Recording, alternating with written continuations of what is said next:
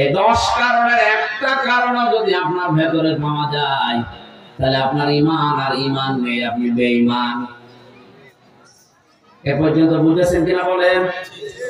ওযু করলে ভেঙে যায় ওযু, নামাজ পড়লে ভেঙে যায় নামাজ, ঈমান আনলে ঈমান ভাঙে না, একবার অমর হয়ে থাকে। কয় কারণে ভাঙে ঈমান? বলেন বলেন। আর ঈমান যদি ভেঙে যায় ওটা ভেঙে যাওয়া ওযুর মতো না, ভেঙে যাওয়া নামাজের মতো। যদি নামাজ ভেঙে গেলে ওই নামাজ যেমন নামাজ থাকছে না, ওযু ভেঙে গেলে যেমন ওই ওযু আর ওযু থাকে না, ঈমান ভেঙে গেলে আর ঈমান থাকে না। আপনি বিশ্বাস করতে পারেন আপনি বেঈমান। তাহলে বলেন না আসমান জমিন আল্লাহ বানিয়েছেন বিশ্বাস করি, এই বিশ্বাস না বুঝে লোক ওয়ালা ইনসালতাহুম মান খালাকাস সামাওয়াতি ওয়াল আরদা লা ইয়াকুলুন্নাল্লাহ। হে নবী, ওদেরকে যদি আপনি জিজ্ঞাসা করেন আসমান আর জমিন কে বানিয়েছে, ওরা গ্যারান্টি দিয়ে বলবে আল্লাহ বানিয়েছে। কে বানিয়েছে? আল্লাহ। আসমান জমিন আল্লাহ বানিয়েছে কথা বিশ্বাস করলে যদি ইমানদার হওয়া যায়, যে আবু জাহেল ইমানদার না। ও কাবার গেলাম বলে গেছিল বদরে যাওয়ার দিন, কাবার মালিক তুমি আসো আমি জানি। বদরে যাচ্ছে মুহাম্মাদের বিরুদ্ধে অস্ত্র নিয়ে, সত্যের পক্ষে যে আছে তারে তুমি বিজয় দিও। ওর দোয়া করে দিয়েছে, কারণ ও তো সত্যের পক্ষে নেই, সত্যের পক্ষে যিনি ছিল তাকে আল্লাহ বিজয় দিয়েছে। এই কথা বলে না কেন? আল্লাহ একজন আছে, ও যদি বিশ্বাসী না করলে যে কাবার গেলাম বলে কাজের কারণে। এমনকি নবীর চাচা নবীর দাদা আব্দুল মুত্তালিব পর্যন্ত কাবার মালিক একজন আছে বিশ্বাস করতো। এখানে আবার হাজাদিন এসেছিল ধ্বংস করার জন্য, ওই জন্য কাবার চাবি মুলতাসাম নামক ওই দরজার সাথে লাগিয়ে বলেছিল, কাবার মালিক তোমার ঘর তুমি দেখো, আমি আমার ছাগল গরু নিয়ে ব্যস্ত আছি। কি বুঝলেন আপনি? ওই জামানার কাফের যারা, তারাও বিশ্বাস করতো আল্লাহ একজন আছে, আসমান জমিন উনি বানিয়েছে। কিন্তু সমস্যা হচ্ছে তারা আল্লাহর শক্তির সাথে ক্ষমতার সাথে শিরিক করতো। কি করতো? বাংলাদেশে আজ আমরা মুসলমান অনেকেই যাদের মনে করছি ঈমান আছে না গেছে, নিজেও টের পাচ্ছে না। আমি আবার বলছি, এখানে একটু ক্লাস চলছে, ভালো করে বলেন তো ঈমান ভেঙে যাওয়ার কারণ কয়টা? আরো জোরে। হ্যাঁ, 10টা। এর একটাও যদি পাওয়া যায় আপনার ঈমান শেষ, ওই ঈমান নিয়ে আপনার জান্নাতে যেতে। আমার আলোচনা এটা না, আমি সামারাইজ করে মাত্র একটা বলছি, 4 নাম্বারটা। যেই লোকটা এই দুনিয়াতে বিশ্ব নবী বাদ দিয়ে অন্য কাউকে আদর্শ হিসাবে উত্তম মনে করে, তার ঈমান ভেঙে যায়। এটা আমি বানালাম নাকি? সূরা আহজাব 21 নম্বর আয়াতে আছে, এই পৃথিবীতে উত্তম আদর্শ দিয়ে আল্লাহ পাক একজনকে পাঠিয়েছে, তার নাম মুহাম্মদুর রাসূলুল্লাহ। এইজন্য তার নামের আগে পরে আল্লাহ লাগিয়ে দিয়েছেন উসওয়াতুন হাসানাহ। সুবহানাল্লাহ বলতে পারবেন না? নবীজি মুহাম্মদুর রাসূলুল্লাহকে বাদ দিয়ে পৃথিবীর কাউকে যদি কেউ আদর্শ মনে করে চলে, বিশ্বাস করেন ওই লোকটার ঈমান ভেঙে গেছে। হাদিস পড়েছি, আল্লাহর নবী জানিয়েছেন, আমি যেদিন নবুয়ত পেয়েছি ওই দিন থেকে কিয়ামত পর্যন্ত যদি এই পৃথিবীতে মুসা নবী, ঈসা নবী, 2 জন নবীর নাম তিনি বলেছেন, যদি এই 2 জন নবী দুনিয়াতে কোনোদিন আসে আর আমার আদর্শ বাদ দিয়ে কেউ যদি মুসা নবী, ঈসা নবীর আদর্শ গ্রহণ করে, আমি বিশ্ব নবী ঘোষণা দিলাম লোকটা জাহান্নামী। জামালপুরবাসী কথা যদিও শক্ত মনে হচ্ছে, এইটাই বাস্তব। বাংলাদেশের 100 জনের মাত্র 15 জন বিশ্ব নবীকে একমাত্র আদর্শ মানে, আর 85 জন আছে তা নাই।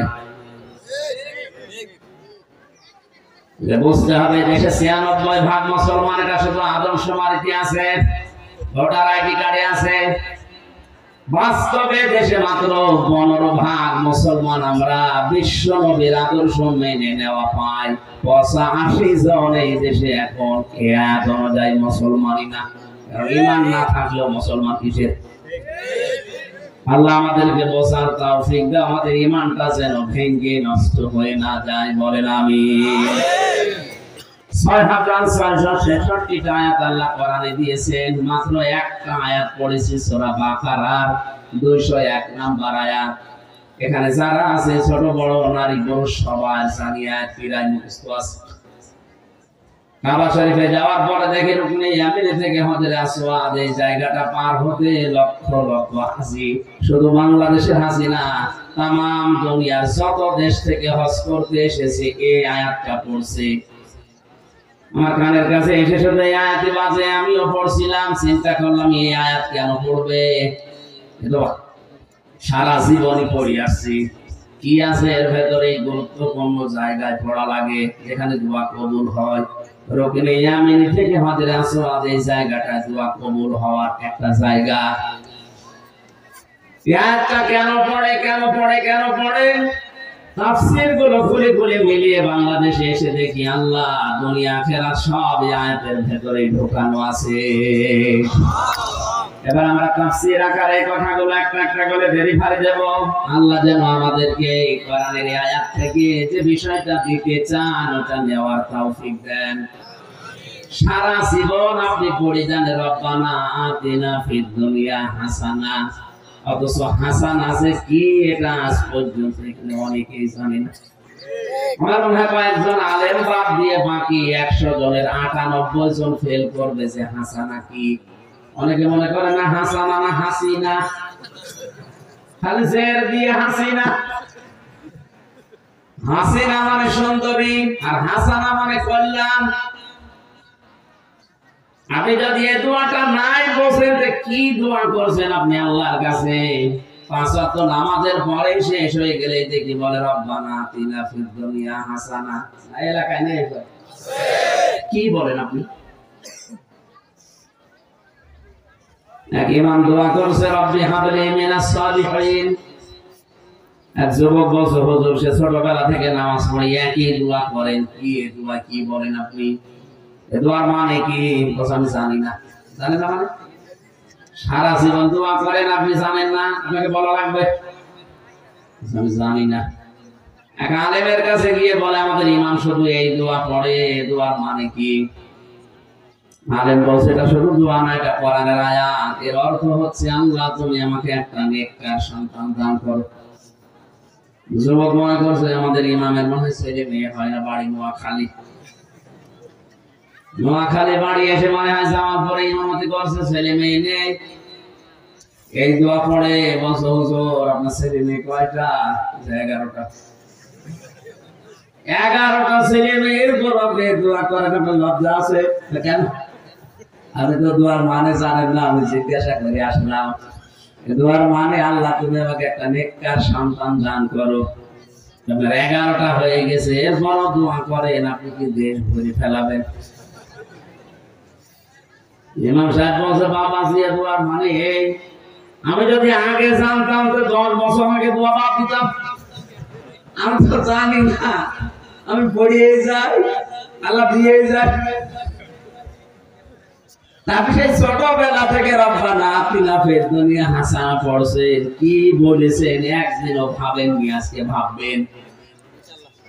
আল্লাহ পাক বলেন আমিরুহুম মাইয়াকুলু রব্বানা আতিনা ফিদ দুনিয়া হাসানা।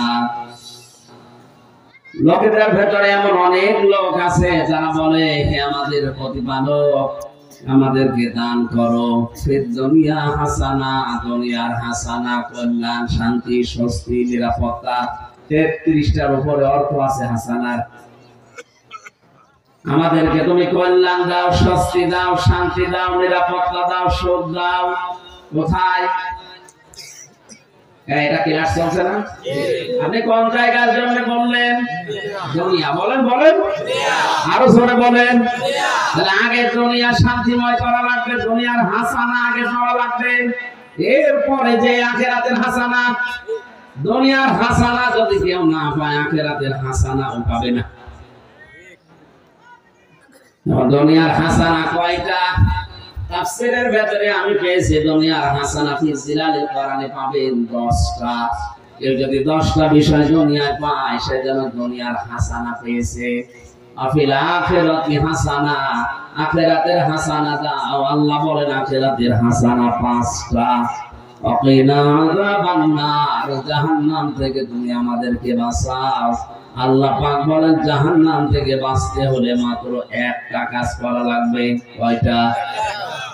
এদিকে 10, ওইদিকে 5, এদিকে 1, কত? এই 16টা জিনিস আছে আয়াতের ভেতরে। এবার আমরা একটা করে সিরিয়াল করে দেখি এই 16টা আমরা আসলে পেলাম কিনা। যদি আপনি না পেয়ে থাকেন মনে করবেন আপনার দোয়া কবুল হয়নি, ওটা মাঠে মারা গেছে। জবান খুলে কোরআনের এই সোনালী আয়াত আপনারা তেলাওয়াত করেন। আউযু বিল্লাহি মিনাশ শাইতানির রাজীম। বিসমিল্লাহির রহমানির রহিম।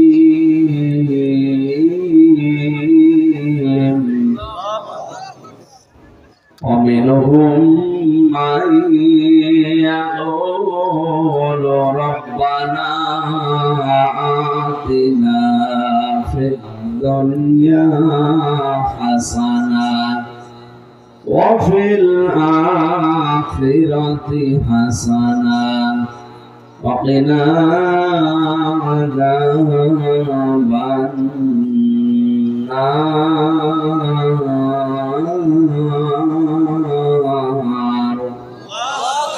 صدق الله العظيم.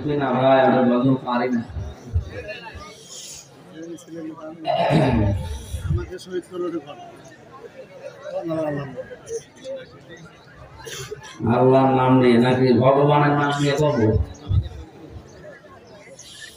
আমাকে শহীদ করো সেই মিছিলে, শামিল করে নিও। যে মিছিলের নেতা আমির হামজা, খোবায়েব খাব্বাব, খোদার ছিল যারা অতি প্রিয়, শামিল করে নিও।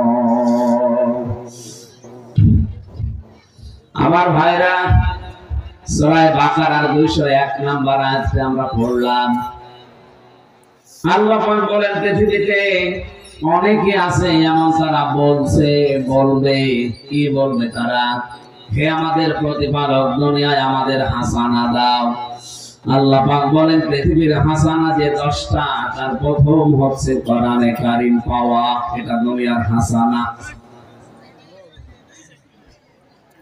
এখানে যারা বসে আছে সবাই হয়তো এক বাক্যে বলবে কোরআন আমরা পেয়েছি, বাড়িতে চলেন আপনাকে দেখাবো। এর নাম কোরআন পাওয়া না। কেউ যদি কোরআন পায় তাদেরকে আল্লাহ 4টা শর্ত দিয়েছেন। কয়টা? সূরা বাকারা 1 নম্বর পারা 18 নম্বর পৃষ্ঠা 4 নম্বর লাইনের 121 নম্বর আয়াতে দলিলটা আছে। আল্লাযীনা আতাইনাহুমুল কিতাবা ইয়াতলুনাহু হাক্কা তিলাওয়াতি। আল্লাহ পাক বলেন আমি যাদেরকে কোরআন দিয়েছি, কিতাব দিয়েছি, তারা এর হক আদায় করে তেলাওয়াত করে। তাফসীরে মুনির মুফাসসির লিখেছেন কোন কিছু যদি কেউ হক আদায় করে পড়তে চায়, বিশেষ করে হাক্কা তিলাওয়াতি এই শব্দের ব্যাখ্যায় তিনি বলেন কেউ যদি হক আদায় করে কিছু পড়তে চায় 4টা শর্ত তারে মানা লাগবে। কয়টা? আপনি যে দুনিয়ার হাসানা পেয়েছেন মিলান তো, এই 4টা হক আদায় করে যদি আপনি পড়তে পারেন বুঝবেন আপনি কোরআন পেয়েছেন। দুনিয়ার 1 নাম্বার হাসানা আপনি পেলেন। 1 নম্বরের শর্ত হচ্ছে এটা শুদ্ধ করে পড়া লাগবে। বাংলাদেশের 100 জনের 95 জন কোরআন শরীফ শুদ্ধ পড়তে পারে না। কথা বলে না, মানিয়ে বলছি এটা জরিপ। 100 জনের 95 জন শুদ্ধ করে পড়তে পারে না। সারা জীবন আপনি দোয়া করলেন রব্বানা আতিনা ফিদ দুনিয়া হাসানা, আপনার দোয়া তো কবুল হচ্ছে না। যদি হাসানা পেতে চান এই রমজানটা কাছে লাগান, শুদ্ধ করে কোরআন পড়বই, সিদ্ধান্ত নেন। এই পারবেন ইনশাআল্লাহ, আমি গ্যারান্টি দিয়ে যাচ্ছি যদি শুদ্ধ করে পড়তে পারেন। দ্বিতীয় শর্ত হচ্ছে এটা বুঝতে হবে, পুরা রমজানে এক পারা করে হলো মাতৃভাষায় অর্থ পড়ে পড়ে পুরাটা শেষ করে একটু যদি আপনার আয়ত্ত হয়ে যায়। জেলখানায় 3টা বছর যেহেতু আমি একবারে ছিলাম, 150 বারে কোরআন পড়েছি আর 70 থেকে 75 বার বাংলা শেষ করেছি। আমার কাছে তো অনেক সহজ লাগে। আপনি একবারই এই রমজানে শেষ করে দেখেন, শিরিক বেদাত আপনাকে দিয়ে কেউ করাতে পারবে না। মক্কা মদিনায় শিরিক নেই, তার বাস্তব প্রমাণ হচ্ছে ওরা সন্তান জন্মের পরে কোরআন হাতে তুলে দেয়। আর আমাদের দেশে কোরআনে কারিম দেওয়ার সিস্টেম গুলো আমরা আরো আস্তে আস্তে হারিয়ে ফেলছি।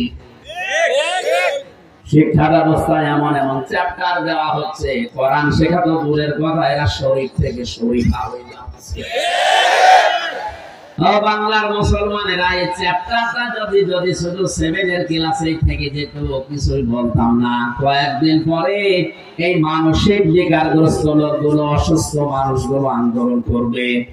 ক্লাসের সিলেবাসে যখন আছে, এটা আমরা বাস্তব জীবনেও চাই। হাইকোর্টের মাধ্যমে কেস করে যখন বলবে আমি শরীফ নিয়ে, এখন আমি শরীফা, আমার হোস্টেলে সিট দেন, মহিলা হোস্টেলে। আরে ভাই, যে হোস্টেলে আপনার মেয়ে থাকে, আপনার বোন থাকে, আপনার ফুফু থাকে, কথা বলে না কেন?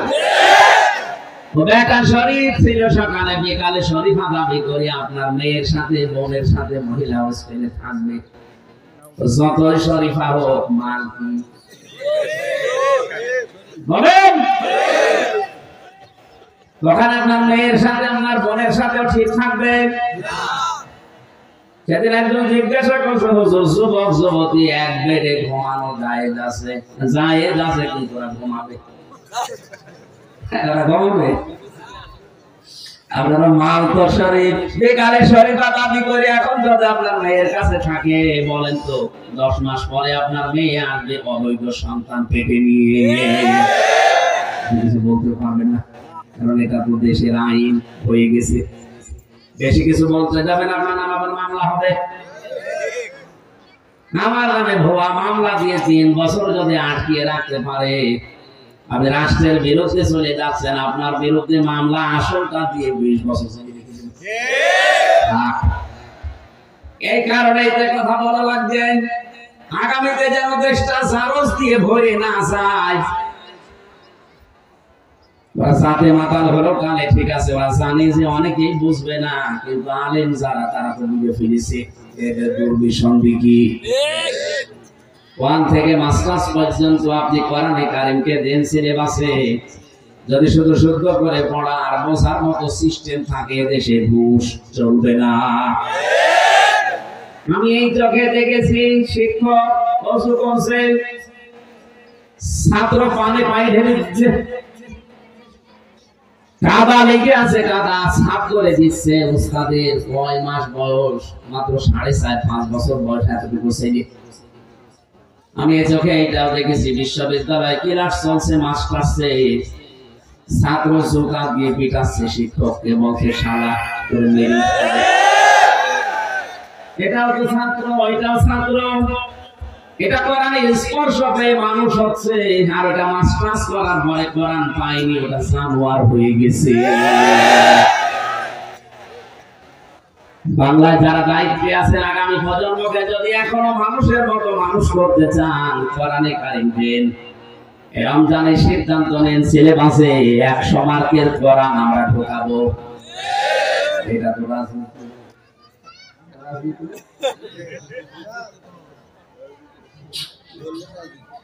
কোথায় চলে যাচ্ছে? আরে ভাই, আপনি আমি হুজুর নাই আর 50 বছর পরে মাটির নিচে থাকবো।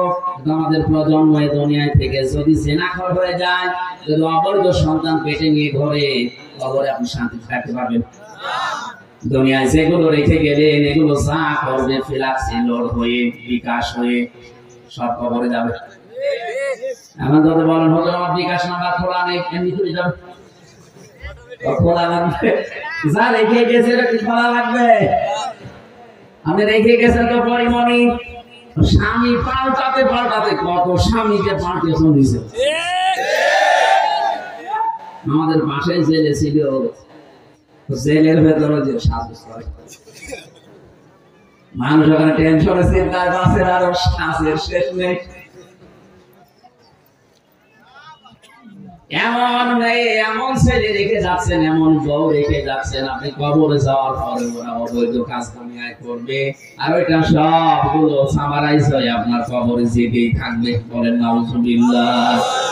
এখানে যে যত বড় দায়িত্বে আছেন তার কিন্তু কবরে সমস্যা বেশি হবে। আমি নাম নিলাম না, যারা বড় দায়িত্বে আছেন তারা এখনো নিজেকে কন্ট্রোল করেন। রাম বামদের পরামর্শে নিজের প্রজন্মকে যদি আপনি জাহান্নামে বানিয়ে ফেলেন, আমি নিচে নামলাম না, কিছু বলতে গেলে ওদের গায়ে ছাই লাগে, করবো কি? হুজুর আমার বিরুদ্ধে বলবেন না, আপনার বিরুদ্ধে বলবো, আপনাকে চিনি আমি। খুলনা এক মাহফিলে 19 সালে আমার বলছে, হুজুর রাজনৈতিক কথা বলা যাবে না, স্বামী স্ত্রীর গন্ডগোল কেন হয় বলেন। ঠিক আছে বলছি। সূরা নিসার 34-35 নম্বর আয়াতের ব্যাখ্যা করলাম। এখন ওনার যে দিনের বেলায় বোর সাথে হাতাহাতি হয়েছে, আমি জানি না। রাতের বেলা খাবার ওনার বাড়িতে গেছি, আমার সাথে কথা বলছে না, মুখ গোমরা করে আছে, কি ভাই কথা বলেন না। হুজুর আমার বোর সাথে আমার গন্ডগোল হয়েছে, আপনাকে বলে দিয়েছি কি বলে? ওনাকে বলেনি না, আপনি যা বললেন সব আজকে আমার শুনছি। আমাকে বলে দিয়েছিল বলেছে একজন কোরআনে কারিমে 1000 বছর আগে আল্লাহ নিজে বলেছেন যে এই কারণে গন্ডগোল হয়, আর এটা মিটানোর পদ্ধতি এই। আপনি যদি ওই কাজ করেন আপনার গন্ডগোল তো হবেই। কথা বলে না কেন? এই জন্য আমাদের এখন উচিত, এই মুহূর্তে উচিত কোরআনে কারিম শুধু পেয়েছি বললেই হচ্ছে না, এটা শিখতে হবে। শুধু শিখলেই হবে না, এটা বুঝতে হবে। শুধু বুঝলেই হবে না, যতটুকু বুঝবেন ওর উপরে প্র্যাকটিক্যাল লাইফ সাজাবেন। শুধু সাজালেই হবে না, এটা যেন মানুষ মানতে পারে সেই ব্যবস্থা করে দেবেন। হক বললাম কয়টা? এরপর কোরআন পড়ার ব্যাপারে 3টা শব্দ আমি পেয়েছি, কারাআ, ওয়াতালা, তালাওয়া। এই 3টা অভিধান বেদটা যারা অভিধান বেদটারা লিখেছেন, 3টাই পড়া, বোঝা, আমল করা আর মানুষের কাছে পৌঁছিয়ে ব্যবস্থা করা মানা। এবার আপনি বলেন তো, আপনি দুনিয়ার হাসানা আসলে পেয়েছেন কিনা? আমাদের দেশে সর্বোচ্চ জায়গা যিনি আছেন, ওখান থেকে আমি হামজা পর্যন্ত সারাই বলছি রব্বানা আতিনা ফিদ দুনিয়া হাসানা। আসলে আমরা কোরআন পেয়েছি? বলেন না, পারি না। কারণ এই 4টা বিষয় আমরা এখন মানতে পারছি না। শুদ্ধ করে হয়তো আমরা পড়ি, বোঝানোর চেষ্টা করি, কম বেশি আমলও করছি, কাজেও লাগাচ্ছি। 4 নম্বরে দেশের মানুষকে এটা মানানোর ব্যবস্থা করা দরকার। এই কাজ করতে গেলে তখন আমাদের উল্টাপাল্টা নাম দিয়ে দেয়। এক কথা বলছেন আল্লামা আহমেদ শফী যতদিন পর্যন্ত কোরআন পড়েছে কোনো সমস্যা তার ছিল না এই দেশে। যতদিন বুঝেছে কোনো সমস্যা ছিল না। কম বেশি আমলও করেছে নিজের সার্কেলে, কোনো অবস্থায় সমস্যা হয়নি। যখনই বলেছে না এর ভেতরে যা আছে আমি মানুষকে মানাবো, এর ভেতরে আছে ওয়াল্লাযীনা ইয়াসুনা রাসূলাল্লাহ লাহুম আযাবুন আলীম, যারা রাসূলকে কষ্ট দিচ্ছে দিবে তাদের জন্য ভয়ঙ্কর শাস্তি আল্লাহ রেডি করে রেখেছে। সুতরাং এই দেশের মানুষ যেন নবীকে কষ্ট দিতে না পারে, গালি দিতে না পারে, এই বিষয়ে আমি সোচ্চার। ডাক দিয়েছিলেন শাপলা চত্বরে, রাম আর বাম রাম নামই পাল্টিয়ে দিয়েছে তেতুল হুজুর। আহমেদ শফী কত সুন্দর নাম, নামটাই পাল্টিয়ে গেছে। সুতরাং কোরআন পেয়েছি, কোরআন আমার ঘরে আছে, মাথার উপরে রাখা, এ কথা বললে হচ্ছে না। এই 4টা হক আদায় করা লাগবে। উলাইকা ইউমিনুনা বি, এরা আমার কোরআন বিশ্বাস করে। আমা ইয়াকফুর বিহি ফাউলাইকা হুমুল খাসিরুন, যারা এই 4টা শর্ত মানে না, ওরা কোরআন বিশ্বাস করে না, ওরা ক্ষতিগ্রস্ত। বলেন নাউজুবিল্লাহ। আমরা দুনিয়ার হাসানা পাইনি, আমি সামারাইজ করছি খুব তাড়াতাড়ি। আমার যেতে হবে সে নড়াইল মাশরাফুল মরতুজা রকম মাগরিবের পরে। এখানে 8টার সময় ওঠা লাগছে, তুলতে 9টা বেজে যাবে। দ্বিতীয় নম্বরে কোরআনের হেদায়েত পাওয়া। আমি সবগুলো তাফসীর থেকে নোট করেছি, একটাও বানিয়ে বলছি না। এখন যদি বলেন আমি কোরআনের হেদায়েত পেয়েছি, কে বলছে আপনি কোরআনের হেদায়েত পেয়েছেন? নরসিংদীর গিরিশচন্দ্র সেন, এ বেটা হিন্দু, আমার চাইতে কোরআন বেশি পড়েছে, বেশি লিখেছে, বেশি বুঝেছে। এখানে যত আলেম আছে আমি সহ কেউ বুকে হাত দিয়ে বলতে পারবেন না পুরা কোরআনের প্রতিটি শব্দের অর্থ আমার জানা আছে। কারো বলার সাহস নেই। আমারও মনে নেই, আমি পড়েছিলাম, এখন আবার স্টাডি করা লাগবে, দেখা লাগবে। কিন্তু ওই হিন্দু বেটা পড়া কোরআন শরীফের প্রতিটি শব্দের অর্থ জানা ছিল, তাফসীর পর্যন্ত লিখেছে। আপনি ভাবেন তো আপনার চাইতে আমাদের চাইতে কোরআনও পড়েছে কত বেশি, বুঝেছে কত বেশি, লিখেছে কত বেশি, কিন্তু কোরআনের হেদায়েত পেয়েছে? বলেন। মারা যাওয়ার পরে কবর পেয়েছে, জানাজা পেয়েছে, কি করেছে? পড়ে ফেলেছে। আপনি বলছেন আমি কোরআনের হেদায়েত পেয়েছি, তো কোরআনের হেদায়েত পাওয়ার জন্য যে 500 আয়াত থাকা দরকার আমাদের সমাজে একটাও নেই। কিভাবে পেলেন? এর ভেতরে 500 আয়াত আছে শরীয়তের বিধান, এগুলো সব বর্ডার। এই বাংলাদেশ পার হতে হলে ভারতের যতগুলো বর্ডার আছে, যে কোনো বর্ডার দিয়ে পার হতে হলে আপনাকে পাসপোর্ট দেখানো লাগবে। কথা বলেন না কেন? আল্লাহ পাক দুনিয়ায় বর্ডার দিয়েছেন 500। কত? তিলকা হুদুদুল্লাহ, এগুলো আল্লাহর হুদুদ, বর্ডার। এই বর্ডার গুলো যেন ক্রস না হয়। যে সমাজে বর্ডার ক্রস হয় না, ওইটাই হেদায়েতের সমাজ। আমাদের দেশে, আমাদের সমাজে সব বর্ডার ক্রস করে অলরেডি চলে গেছে আমরা আমেরিকায়।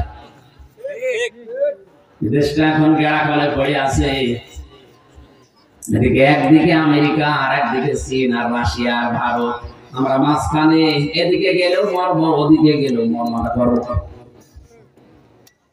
এখানে শুধু প্রধানমন্ত্রীর দোষ নয়, করবে কি? যেদিকে যাবে সেই দিকেই মায়ের খাওয়ার আগে একটা গেড়া করে আমাদের ফেলে দিতেছি। এ কথা বলতে গেলে এটা আন্তর্জাতিক পর্যায়ে ষড়যন্ত্র হবে, আমি জানি। দুনিয়ার হাসানা আমরা আসলে পাইনি। 3 নম্বরে দুনিয়ার হাসানা, পরিশ্রম করতে পারা, শ্রম দেওয়া, এটা দুনিয়ার হাসানা। আজ হাজার হাজার মানুষের চিন্তা ভাবনা, কোনো কাজ করবো না, শুধু বসে বসে খাবো। কিসের দোয়া করেন আপনি? রব্বানা আতিনা ফিদ দুনিয়া হাসানা। পরিশ্রম করা, এটা দুনিয়ার হাসানা। দুনিয়ার কোন নবী বসে খায়নি, সব পরিশ্রম করে দিয়েছে। আদম নবী চাষ করে খেত, হযরত দাউদ নবী লোহা পিটিয়ে সোজা করে খেত, আমাদের নবী মুহাম্মদুর রাসূলুল্লাহ ব্যবসা করে খেত। 48,000 পীর এই বাংলাদেশে, একটারও কোনো কাজ নেই, শুধু বসে বসে। দেখুন সরকারি চরিতে 48,000-এর উপরে পীর, আরে ময়মনসিংহ বিভাগে তো আরো বেশি।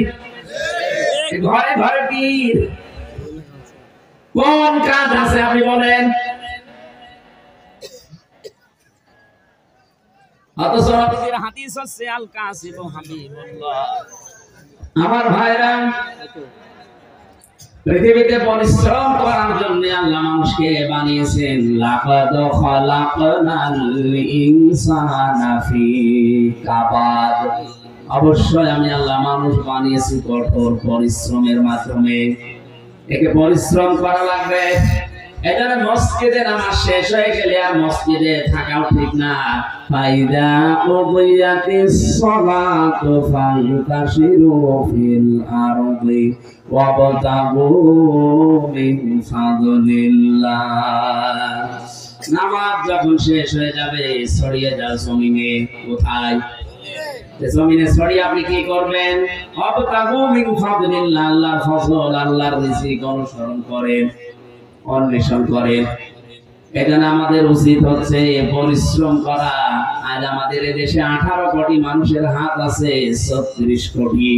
এগুলো যদি আমরা পরিশ্রমের হাত বানাতে পারি, পৃথিবীর কারো কাছে হাত পাতা লাগবে না।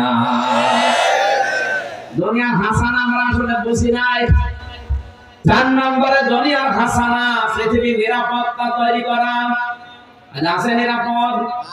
নাসা এরশাদ দেশে বলেছিল যে দুনিয়াটা এমন হয়ে গেল, বাংলাদেশ বাইরে গেলে গুম হয়ে যায়, আর ঘরে থাকলে খুন হয়ে যায়।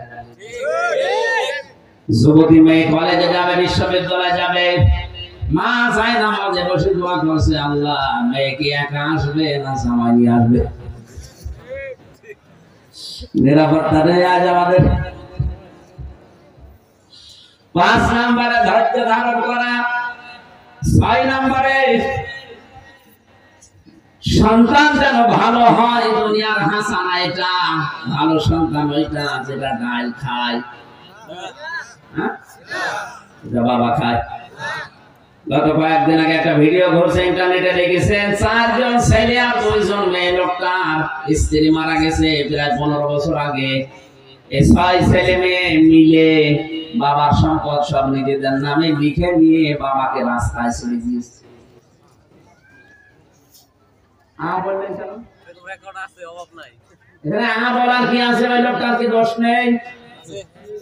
আল্লাহর পরে যে মা বাবার স্থান, এই জায়গাটাই তো ওই 6টা ছেলে মেয়ে জানে না।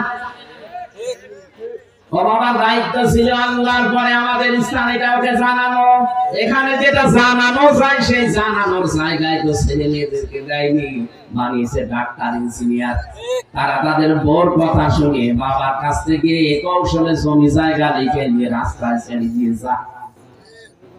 এখান থেকে আপনি শিক্ষা নিতে পারেন না, আপনার কপাল এটা হতে পারে। আল্লাহর পরে যে আপনার স্থান, ওয়াকাযা রাব্বুকা আল্লা তা'বুদু ইল্লা ইয়্যাহু ওয়া বিল ওয়ালিদাইনি ইহসানা। এটা আল্লাহর পরে আপনার স্থান, এটা ওকে আগে জানান।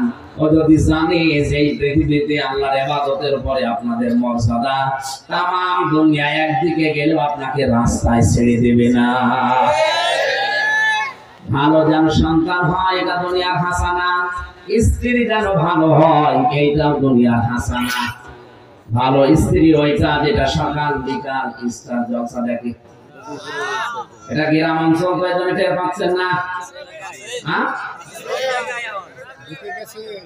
সারা দিন বসে বসে সিরিয়াল গুলো দেখে, প্রায় 37টা সিরিয়াল চলছে।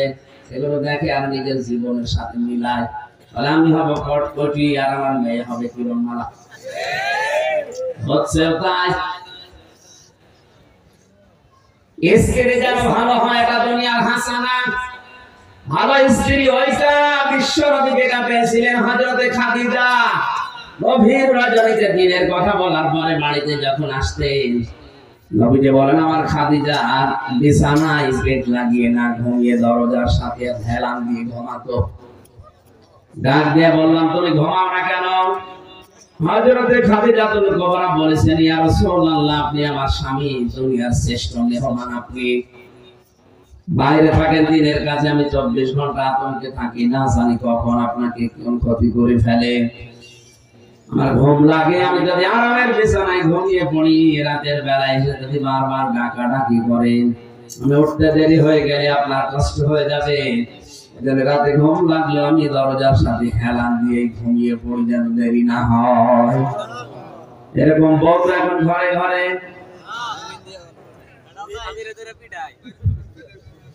হ্যাঁ, ওরা রাত জেগে থাকে, কিন্তু আপনার জন্য না, সিরিয়ালের জন্য। এই পৃথিবীতে 2 জন মহিলাকে আল্লাহ, একজনকে সালাম দিয়েছেন আর একজনকে জান্নাতে ঘর বানিয়ে দেখিয়েছেন। 2 জনকে দিয়েছেন স্বামীর জন্য। খাদিজাতুল কুবরা, তাকে আল্লাহ সালাম পাঠিয়েছেন স্বামী ভক্তি করার জন্য। হযরতে আসিয়াকে জান্নাতের ঘর দেখিয়েছেন স্বামী ভক্তি করার জন্য। সূরা তাহরিমের 12 নম্বর আয়াতে আছে। 11 নম্বর আয়াতের শেষের দিকে আছে, তার হাতের ভেতরে প্রেক লাগিয়ে, পায়ের ভেতরে প্রেক লাগিয়ে মাথার উপরে গরম তেল দিয়েছে। তার স্বামী ফেরাউন হযরতে আসিয়া এক কঠিন অবস্থায় স্বামীর উপরে বরদোয়া দেননি, বলেছিলেন, রব্বি নাজ্জিনি মিনাল কওমিস সালিমিন। যে খালি প্রাণ দিয়ে রব্বি নাজ্জিনি, হে আমার রব, তুমি আমাকে বাঁচাও এই জালেমদের কবল থেকে। আমার স্বামীর অত্যাচার থেকে আমাকে বাঁচাও, কিন্তু স্বামীর উপরে তুমি গজব দিও না। ও জামালপুরের মেয়েরা, এত বড় কঠিন যন্ত্রণাদায়ক মুহূর্ত স্বামীর জন্য তিনি বরদোয়া দেননি, আর আপনি একটা সাবান কম হলে বরদোয়া দেন মানুষ। নবীজি জাহান্নামে মহিলাদেরকে মেরাজের রাতে বেশি বেশি দেখেছেন দুইটা কারণে। এক নাম্বার কারণ ছিল তারা স্বামীর নাফরমানি করে। জিবরাইল বললেন এরা স্বামীর নাফরমানি করার কারণে জাহান্নামে বেশি। কি করে নাফরমানি করেছে? সারাটা জীবন এই লোকটা মাথার ঘাম পায়ে ফেলে আপনাকে খুশি রাখার জন্য, সুখ শান্তি দেওয়ার জন্য চেষ্টা চালায়। হঠাৎ একটা শাড়ি কম হয়ে গেলে বাবা মা তুলে আপনি গালি দেন আর বলে ফেলে তোর ঘরে এসে আমি জীবনে কিছু পেলাম না। এটা হচ্ছে আপনার নামাজ রোজা ওই কালো বোরকা সব শেষ। এরকম বউ আছে, কার হাত তোলেন তো? না, শরমে না, ভয়তে। কারণ জানে যে এটা ভিডিও হচ্ছে, এখন যদি বাড়িছে ইউটিউবে দেখে যে হাত তুলেছে, খাবার বন্ধ হয়ে যেতে পারে। সম্মানিত মা বোনেরা, যাক আপনারা ভালো আছে, আমার মনে হয় এই আছে এলাকায় না করাই ভালো ছিল। স্ত্রী যেন ভালো হয়, এটা দুনিয়ার হাসানা। ভালো স্ত্রী ওইটা যার ভেতরে 4টা গুণ পাওয়া যায়। এক নম্বরে, স্বামী বাড়িতে আসলে দুনিয়ার সব কাজ বাদ দিয়ে স্বামীকে খুশি করার চেষ্টা করে। স্বামী যদি বাড়িতে আসে মেয়েদের জন্য পারিবারিক সব কাজ বাদ। স্বামীর দিকে যদি কেউ তাকিয়ে তাকে খুশি করতে পারে, হাসি খুশি দিয়ে হোক, যেভাবে হোক, যদি কাজু কতু দিয়া লাগে তা দেবেন। নিজের স্ত্রী কাজু কতুলের সমস্যা আছে। 2 নম্বরে, স্বামী যেটা পছন্দ করে ওইটা আপনাকে পছন্দ করা লাগবে যদি সাইজ হয়। স্বামী পছন্দ করে আপনি যত হাতা কাটা ব্লাউজ গায়ে দিয়ে থাকেন, কোনো অসুবিধা নেই। কি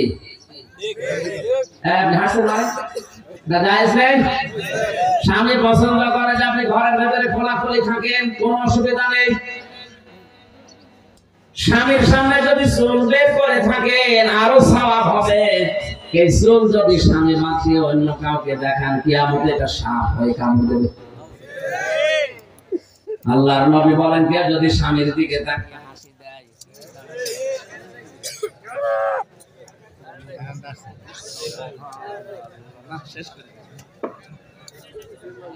আমার ভাইরা, নবীজি বলেন কেউ স্বামীকে খুশি করার জন্য হাসতে খেলতে গিয়ে যদি দাঁত বের হয়ে যায়, সেই কয়টা দাঁত বের হবে 6টা দাঁতের কথা তিরমিজি শরীফে আছে। 6টা নফল হজের সওয়াব পাওয়া যাবে। সুবহানাল্লাহ বলতে তোমার জিনিস আছে বাড়িতে যে এখন তুমি কোন হাসি ডাকবা? ভাবির হাসি ডাকা ছাড়া আর কাজ আছে?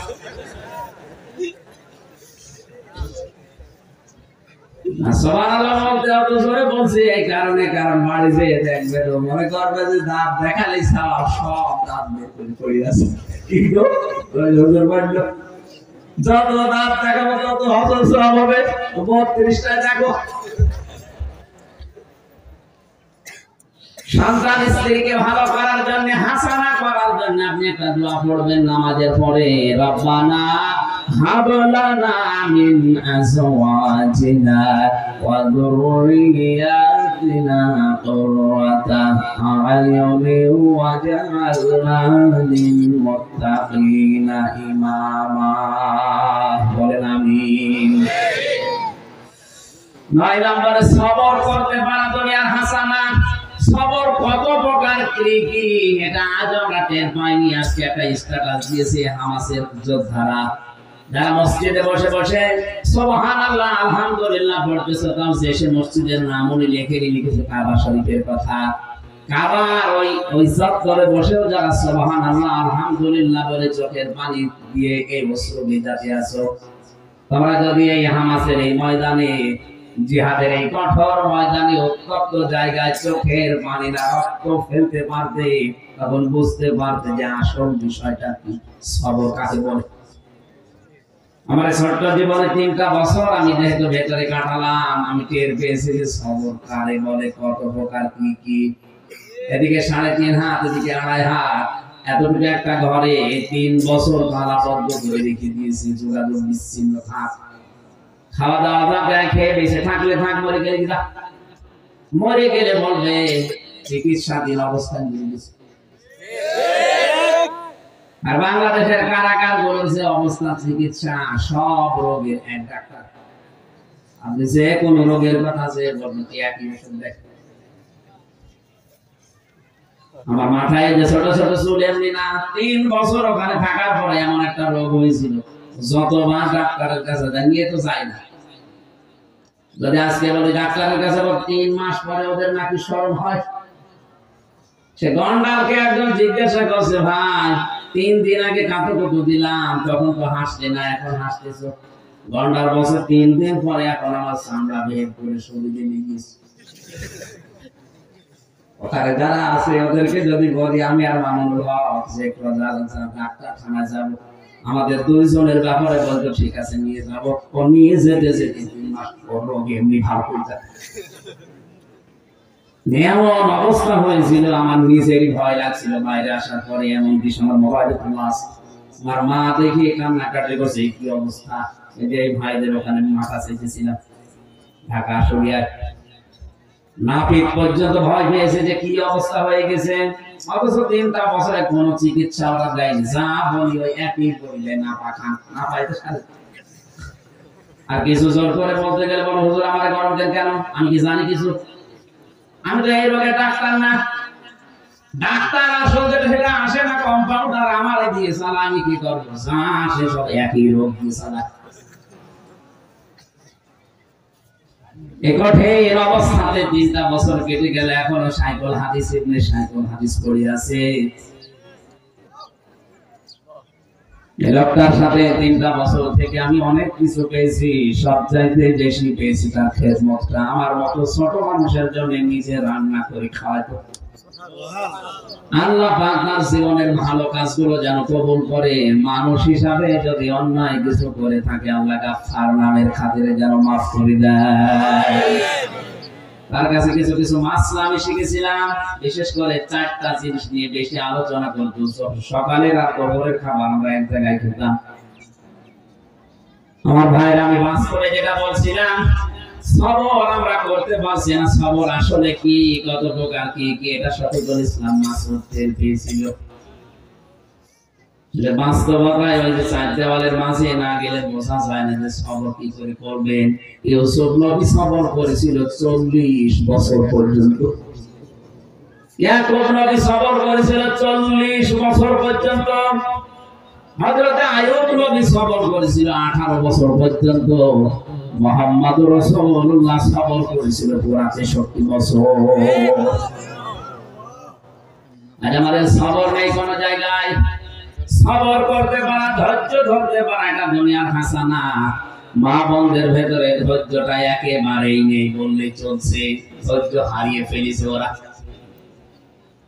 ফাতেমাতুজ জোহরার মতো সংসারে আপনার অভাব আছে, আপনি ধৈর্য হারিয়ে ফেলেন।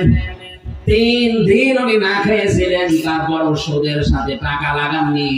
আজ হাজারো মহিলা স্বামীকে দিয়ে এই ব্যবসা করাচ্ছে, সংসারে অভাবের দোহাই দিয়ে। 10 নম্বরে কোরআনের সমাজ তৈরি করতে পারা দুনিয়ার হাসানা আমরা পাইনি।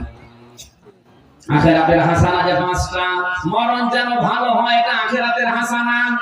ভালো মরণ ওইটা যেটা গলায় দড়ি দিয়ে হয়, হ্যাঁ বিষ খেয়ে হয়, কোনটা? শাহাদাতের মরণ। সারাটা জীবন আমরা এই দোয়াই করব, আল্লাহুম্মা ইন্নী আসআলুকা শাহাদাতান ফি সাবিলিক। হে আল্লাহ, তুমি মরণ দিলে সাধারণ ভাবে দিও না, শাহাদাতের মরণ দিও, বলেন আমিন। শাহাদাতের মরণ তো গাছতলায় বসে হু হু করলে পাওয়া যায়, বলেন। একামতে দিনের দায়িত্ব যারা পালন করে উত্তপ্ত ময়দানে, এই মানুষগুলোর শাহাদাত মরণ হওয়া অতি সহজ। এই জন্য জেনে বুঝে বাস্তব সব চিত্র দেখে আমি ইসলামী আন্দোলন করি। আমি একামতে দিনের দায়িত্ব পালন করার জন্য মরে প্রাণে চেষ্টা করি, কারণ জানি এখানে থাকলে শাহাদাতের মরণ হওয়া সহজ। এই লোকটা যদি এখন মারা যায়, ইমান নিয়ে মরে যাবে, কবরে যাবে, ঘুমিয়ে পড়বে, শেষ, আর কিছু নেই। শাহাদাতের মরণ যদি পাই কিয়ামত পর্যন্ত চিন্তা থাকবে আল্লাহ নিজেও খাওয়াবে। এটা তো আমি বানালাম। আলা তাহসাবান্নাল্লাযীনা কুতিলু ফি সাবিলিল্লাহি আমওয়াতা ওয়ালা হায়াউন ইনদা রাব্বিহিম ইউরযাকুন। সূরা আলে ইমরানের 4 নাম্বার পারা 11 নাম্বার পৃষ্ঠা 9 নাম্বার লাইনের 159 নাম্বার আয়াতে আছে। আল্লাহ পাক বলেন কোন মানুষ যদি আমি আল্লাহর রাস্তায় হত্যা হয় তাকে মৃত বলবা না, জীবিত, এবং কিয়ামত পর্যন্ত আমি আল্লাহ নিজে ওদেরকে রিজিক দিতেই থাকবো। 2 নম্বরে কবর যেন ভালো হয়। ভালো কবর ওইটা যেটা পাকা করা হয়। বলেন হযরত ওসমানের মতো মানুষ পড়ে আছে, জান্নাতের সার্টিফিকেট পাওয়া তাহলে একটা পাথর দেওয়া। আর বাংলাদেশে গরু ছাগল মজে যায় কবর 3 তলা হয়। কোথায় পেয়েছে না ভাঙাবে, সব কবর ভেঙে দেবে।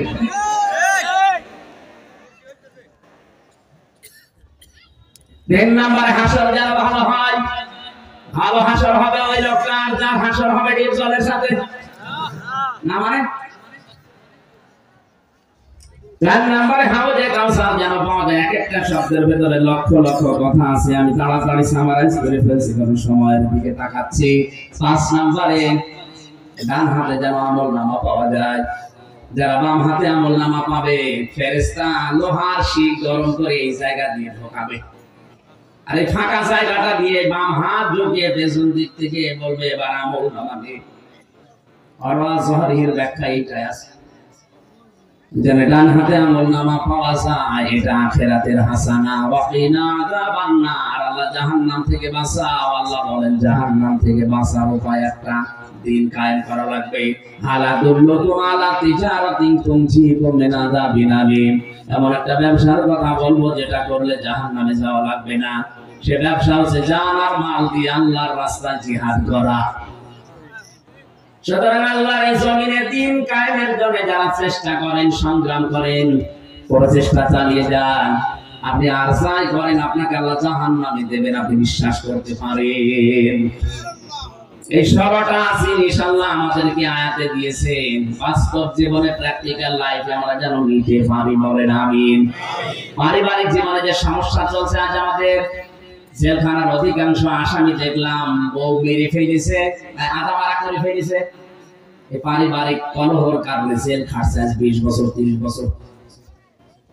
এদের ওখান থেকে কিছু টুকে টুকে রেখে বাইরে এসে পারিবারিক জীবনে দাম্পত্য কলহ এবং তার সমাধান একটা বই লিখেছি, 2টা আছে এই গাড়িতে আছে।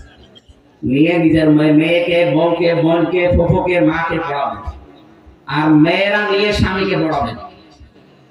পরকীয়া প্রেম যদি এলাকায় থাকে, নাকি এলাকায় তো চলে না, আস্তে আস্তে বন্ধ হবে আমি আশা করছি। ওখান থেকে নিয়ে যাবেন, যাওয়ার সময় আমার মাগরিব ধরা লাগে, সে নড়াই দিয়েছে।